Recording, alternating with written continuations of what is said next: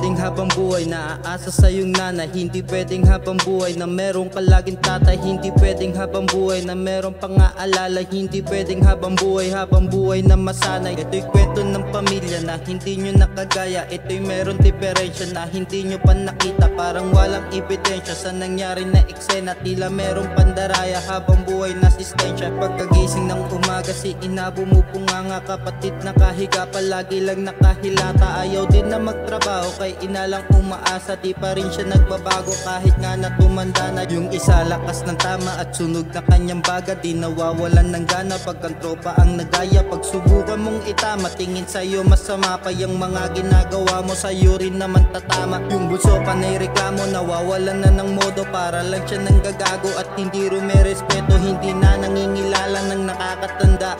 Malalaman mo rin yan pag ikaw na tumanda.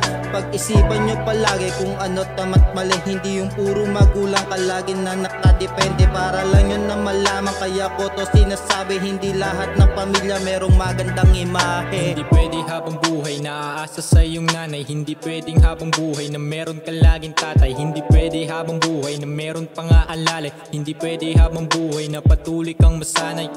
Patuloy na nasanay, abuso na panganay. Sobrang tamad na umasta, daig pa may alalay. Hanap palagi away, dyan siya nababagay. Bibisita sa kulungan o sa huling lamay. Solusyon ay tumagay sa pagkapait.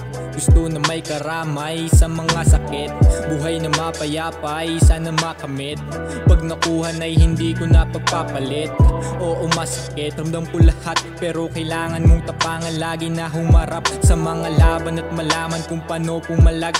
Kahirapang naranasan ng naging pansalag. Patuloy lang na lumaban yan ang naging pamagat. Kahit panadihado ay panalo rin sapagkat resulta ng likha mo na di man makita agad.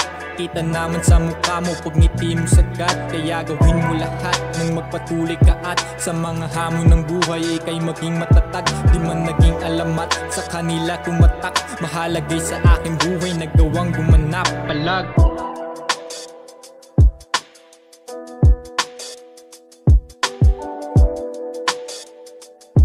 Mahalagay sa aking buhay nagawang gumanap palag.